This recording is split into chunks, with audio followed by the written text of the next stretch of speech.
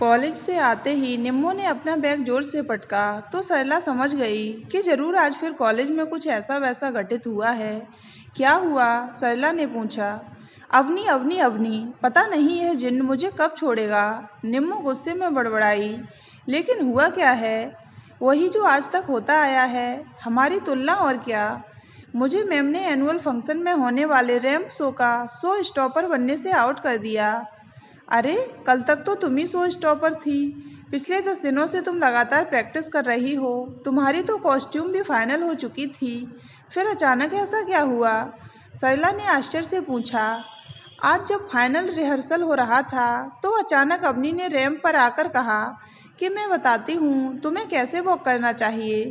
फिर उसने रैंप पर वॉक करके दिखाया तो प्रिंसिपल मैम को बहुत पसंद आया। उन्होंने कहा कि इस फैशन शो में शो स्टॉपर के लिए अवनी को ही फाइनल कर दो, और मुझे आउट कर दिया गया। निम्मो ने मुंह सिकोड़ते हुए कॉलेज का सारा घटनाक्रम कह सुनाया। यह तो दुनिया की बहुत पुरानी रीत है, लोग दो बहनों में तुलना करते ही हैं। कहते हुए सरला ने उसे सहज करने की कोशिश की। लेकिन क्यों? मैं हूँ और अवनी अवनी, हम दोनों अलग हैं। फिर लोग क्यों हमें एक दूसरे से जोड़कर देखते हैं? मैं खुद के जैसी ही रहना चाहती हूँ, किसी और के जैसी नहीं बनना चाहती। निम्मो आवेश में आ गई। निम्मो के अपने तर्क थे और वे अपनी अपनी जगह सही भी थे, मगर सरला जानती थी कि अपने आप को ही बदला जा सकता है, दुनिया को नहीं। वह रसोई में जाकर निम्मो के लिए खाना गर्म करने लगी। खाना खाकर निम्मो सो गई। सरला भी वहीं लेटी धीरे धीरे उसके बालों में हाथ फेरती रही। इसके साथ ही कई पुरानी बातें भी जहन में घूमने लगीं। अपनी सरला के भाई रवि की बेटी है और निम्मो से केवल 4 दिन ही बड़ी है। दोनों बहनों ने एक साथ एक ही स्कूल में पहला कदम रखा था। दोनों को एक ही स्कूल में एडमिशन दिलाया गया था ताकि दोनों को एक दूसरे का साथ मिल सके और उन्हें वहाँ अकेलापन न खले। साथ ही होमवर्क आदि में भी मदद मिल सके। लेकिन दो लोगों में तुलना करना लोगों का स्वभाव होता है, तब तो और भी ज़्यादा जब उनका आपस में कोई नज़दीकी संबंध हो। सबसे पहले उनकी स्कूल टीचर्स ने दोनों बहनों की आपस में तुलना करनी शुरू की। कभी उनके मार्क्स को लेकर, तो कभी उनकी क्लास में परफॉर्मेंस को लेकर। कभी स्पोर्ट्स में उनके प्रदर्शन की तुलना होती, तो कभी हेल्थ और हाइट को लेकर आपस में कंपेयर किया जाता। निम्मो अक्सर हर बात में अवनी से 19 ही रहती। सब उसे अवनी का उदाहरण देते और उसे उसकी कमतरी का एहसास कराते। यह सुनकर निम्मो बुझ जाती। सरला को पहली बार बेटी के दर्द का एहसास उस दिन हुआ था जब वह केजी क्लास में पढ़ती थी। निम्मो ने एक दिन स्कूल से आते ही कहा था, मुझे नहीं पढ़ना इस स्कूल में, यह स्कूल अच्छा नहीं है। यहाँ सब अवनी को ही प्यार करते हैं, मुझे कोई प्यार नहीं करता। सरला के पूछने पर निम्मो ने बताया, आज क्लास में टीचर ने ड्राइंग बनवाई थी। मेरी सीट देखकर मैडम ने कहा कि अवनी की सीट देखो, कितनी सफाई से ड्राइंग की है, इसे कहते हैं ड्राइंग, कुछ सीखो अपनी बहन से। और निम्मो फिर रोने लगी। सरला के लिए यह बड़ी मुश्किल घड़ी थी। एक तरफ बेटी थी और दूसरी तरफ भतीजी। धर्म संकट में फंसी सरला को कोई उपाय नहीं सूझ रहा था। रोती हुई निम्मो को सीने से लगाने के अलावा उसके पास कोई और उपाय था भी नहीं। अवनी जहाँ स्वभाव में तेज तर्रार और स्मार्ट थी, वहीं निम्मो शांत और सहनशील। अवनी उसकी सहनशीलता का पूरा फायदा उठाती थी। वह अक्सर निम्मो पर हावी हो जाती। कई बार तो अपना होमवर्क भी निम्मो से करवा लेती थी। धीरे धीरे अवनी के खुद से बेहतर होने का भाव निम्मो के भीतर जड़ें जमाने लगा। वह स्कूल में तो अवनी का विरोध नहीं कर पाती थी, मगर घर आकर रोने लगती थी। अवनी के सामने निम्मो का व्यक्तित्व दबने लगा। अवनी निम्मो के लिए उस बरगद के पेड़ जैसी हो गई थी जिसके नीचे निम्मो पनप नहीं पा रही थी। सरला उसे बहुत समझाया करती थी कि इस दुनिया में कोई भी व्यक्ति परफेक्ट नहीं होता, हर किसी में कोई न कोई कमी होती ही है। लेकिन वे लोग बहुत बहादुर होते हैं जो उसे स्वीकार कर लेते हैं, और वे तो बिरले ही होते हैं जो उस पर विजय पा लेते हैं। वे भी कुछ कम नहीं होते जो अपनी कमियों के साथ जीना सीख लेते हैं। मगर निम्मो का बालमन शायद अभी इन बातों को समझने के लिए परिपक्व नहीं था। एक दिन निम्मो स्कूल से आई और आते ही घर में बने मंदिर में हाथ जोड़ने लगी। सरला को बड़ा आश्चर्य हुआ। उसने पूछा, आज हमारी निम्मो क्या मांग रही है कुदरत से? निम्मो ने मासूमियत से कहा, माँ मैं कुदरत से प्रे कर रही हूँ कि वह अगले जन्म में मुझे अपनी जैसी सुंदर और स्मार्ट बना दे। उसके मुंह से ऐसी बात सुनकर सरला हैरान रह गई। उसने निम्मो से कहा, बिट्टू अगला पिछला कोई जन्म नहीं होता, जो कुछ है सब यही है।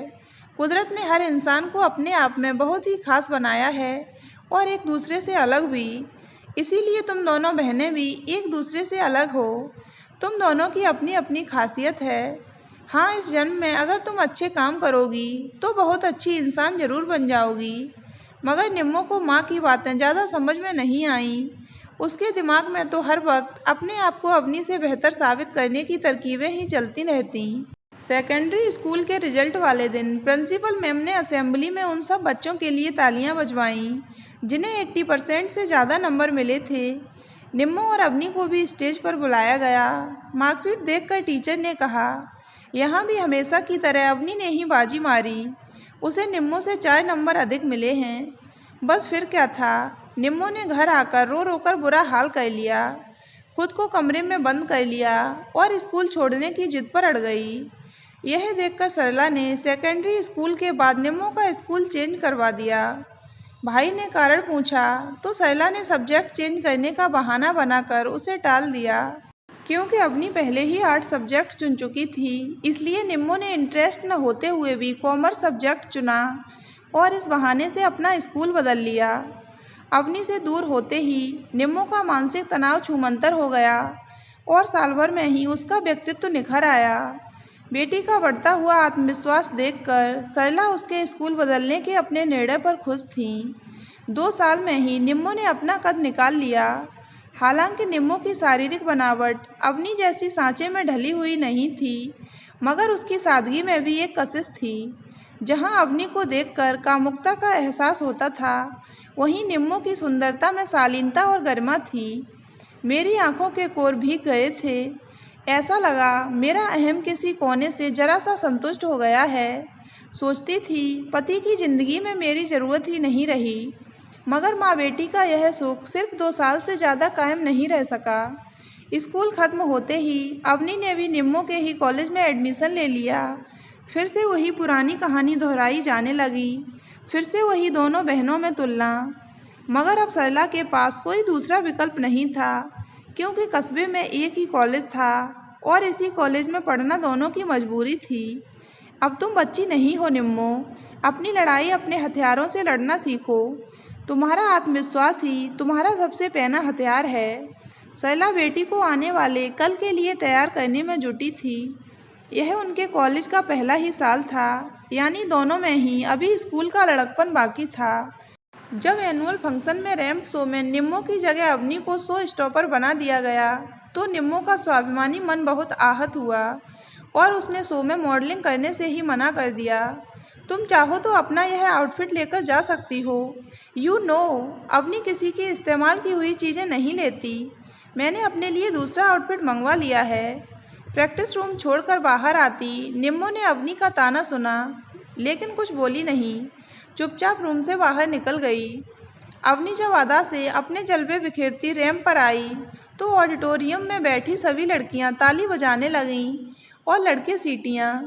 निम्मो फंक्शन बीच में ही छोड़कर ऑडिटोरियम से बाहर आ गई। ऑडिटोरियम से बाहर निकलती निम्मो के कदमों की दृढ़ता और चाल का आत्मविश्वास बता रहा था कि उसके मन के भीतर चल रहे संघर्ष को विराम लग गया है। विचारों की उफनती नदी में डगमगाती नाव निर्णय के तट पर आ लगी है। या तो निम्मो ने इस बात को स्वीकार कर लिया था कि तुलना करना मानव स्वभाव मात्र है, इसे दिल पर लेना समझदारी नहीं है, या फिर यह हवाओं में तेज बरसात से पहले वाली चुप्पी है। अवनी ने अपनी अलग ही दुनिया बसा रखी थी।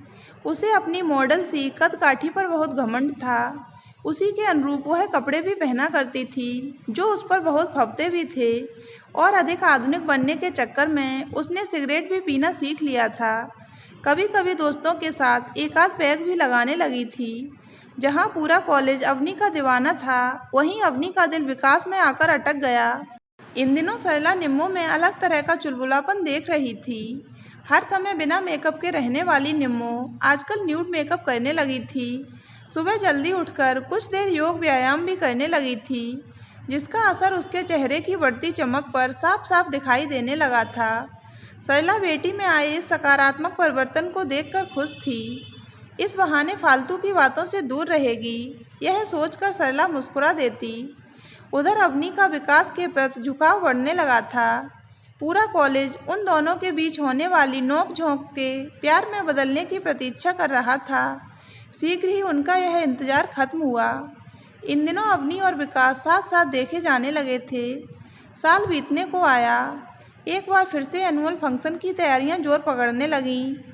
यह वर्ष कॉलेज की स्थापना का स्वर्ण जयंती वर्ष था, इसलिए नवाचार के तहत कॉलेज प्रशासन ने कॉलेज में 50 साल पहले मंचित नाटक शकुंतला दुष्यंत के पुनर्मंचन का निर्णय लिया। ऑडिशन के बाद विकास को जब दुष्यंत का पात्र अभिनीत करने का प्रस्ताव मिला, तो सबने स्वाभाविक रूप से अवनी के शकुंतला बनने का कयास लगाया। लेकिन तब सबको आश्चर्य हुआ जब कमेटी द्वारा अवनी को दरकिनार कर इस रोल के लिए निम्मों का चयन किया। कमर तक लंबे घने बाल, बड़ी बड़ी बोलती आंखें और मासूम सौंदर्य, शायद यही पैमाना रहा होगा इस रोल के लिए निम्मों के चयन का। कॉलेज के बाद देर तक नाटक का रिहर्सल करना और उसके बाद देर होने पर विकास का निम्मों को घर छोड़ना रोज का नियम था। वैसे भी अवनी की इस सदियों पुराने नाटक में कोई खास दिलचस्पी नहीं थी, इसलिए कॉलेज में रुककर विकास का इंतजार करना उसे बोरियत भरा महसूस होता था। हवा का झोंका भी कभी एक जगह ठहरा है भला जो अवनी ठहरती। कई साथियों ने निम्मों और विकास को लेकर उसे छेड़ा भी, मगर आत्मविश्वास से भरी अवनी को अपने रूप सौंदर्य पर पूरा भरोसा था। क्या मजाल जो एक बार इस भूलभुलैया में भटका मुसाफिर बिना उसकी इजाज़त बाहर निकल सके। रिहर्सल लगभग फाइनल हो चुका था। विकास की अगुवाई में कॉलेज कैंटीन में बैठा छात्रों का दल चाय की चुस्कियों के साथ गरम गरम समोसों का आनंद ले रहा था। निम्मो और अवनी भी अन्य लड़कियों के साथ इस गैंग में शामिल थीं। यार विकास, इतने दिनों से तू दुष्यंत बना घूम रहा है, अब तो शकुंतला को अंगूठी पहना ही दे, एक दोस्त ने उसे कोहनी मारी। विकास की नज़र लड़कियों के दल की तरफ घूम गई। सबने अवनी की इतराहट देखी। निम्मो बड़े आराम से समोसा खा रही थी। हाँ, यह तो होना ही चाहिए। कैसा रहेगा यदि फंक्शन वाले दिन नाटक मंचन के बाद वही अंगूठी असल वाली शकुंतला की उंगली में भी पहनाई जाए। दूसरे दोस्त ने प्रस्ताव रखा तो शेष गैंग ने मेजें थपथपाकर उसका अनुमोदन किया। शर्माई अवनी अपनी उंगली सहलाने लगी। बेशक वह एक बोल्ड लड़की थी, लेकिन इस तरह के प्रकरण आने पर लड़कियों का संकुचित होना स्वाभाविक सी बात है। तुम सब कहते हो तो चलो, मुझे भी यह चुनौती मंजूर है। तो तय रहा। फंक्शन वाले दिन नाटक के बाद डन। विकास ने दोस्तों की चुनौती पर अपनी सहमति की मोहर लगाई और इसके साथ ही मीटिंग खत्म हो गई। एनुअल फंक्शन की शाम निम्मों का निर्दोष सौंदर्य देखते ही बनता था। श्वेत परिधान संग धवल पुष्पराशि के श्रृंगार में निम्मो असल शकुंतला का पर्याय लग रही थी। विकास और निम्मो के प्रणय दृश्य तो इतने स्वाभाविक लग रहे थे, मानो स्वयं दुष्यंत शकुंतला इन अंतरंग पलों को साक्षात भोग रहे हों। ऑडिटोरियम में बार बार बजती तालियां और मंचन के समापन पर देर तक गूंजता तालियों का शोर नाटक की सफलता का उद्घोष कर रहा था। पर्दा गिरने के बाद विकास जब निम्मो का हाथ थामे मंच पर सबका अभिवादन करने आया, तो बहुत से उत्साही मित्र उत्साह के अतिरेक में नाचने लगे। देर रात फंक्शन के बाद मित्र मंडली एक बार फिर से जुटी थी। सब लोग विकास और निम्मो को घेरे खड़े थे। दोनों विनीत भाव से सबकी बधाइयां बटोर रहे थे। अरे शकुंतला, वह अंगूठी कहाँ है जो दुष्यंत ने तुम्हें निशानी के रूप में दी थी? अवनी के कहते ही मित्रों को विकास को दी गई चुनौती याद आई। अरे हाँ, वह अंगूठी तो तुम आज अपनी असली शकुंतला को पहनाने वाले थे ना। चलो भाई जल्दी करो, देर हो रही है, मित्र ने कहा। अवनी अपनी योजना की सफलता पर मुस्कुराई। इसी प्रसंग को जीवित करने के लिए तो उसने अंगूठी प्रकरण को छेड़ा था। विकास भी मुस्कुराने लगा। उसने अपनी जेब की तरफ हाथ बढ़ाया। जेब से हाथ बाहर निकला तो उसमें एक सोने की अंगूठी चमचमा रही थी। तुमने उंगली की नाप तो ले ली थी ना, कहीं छोटी बड़ी हुई तो? मित्रों ने चौहल की। अवनी की निगाहें अंगूठी पर ठिठक गईं। विकास अंगूठी लेकर लड़कियों की तरफ बढ़ा।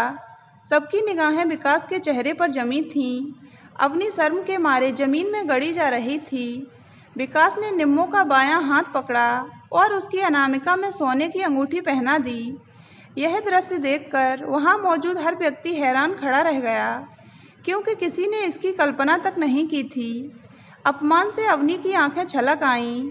निम्मो कभी अपनी उंगली तो कभी विकास के चेहरे की तरफ देख रही थी। पूरे माहौल को सांप सूंघ गया था। निम्मो धीरे धीरे चलती हुई आई और अवनी के सामने खड़ी हो गई। अवनी निरंतर जमीन को देख रही थी।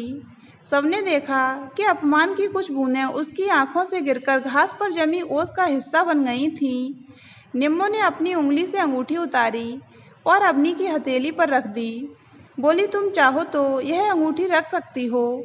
तुम जानती हो, निम्मो को भी किसी की इस्तेमाल की हुई चीज़ें पसंद नहीं। कहती हुई आत्मविश्वास से भरी निम्मो सबको हैरान परेशान छोड़कर कॉलेज के मुख्य दरवाजे की तरफ बढ़ गई। तो दोस्तों, अगर आपको ये कहानी अच्छी लगी हो तो वीडियो को लाइक करें और हमारे चैनल को सब्सक्राइब अवश्य करें।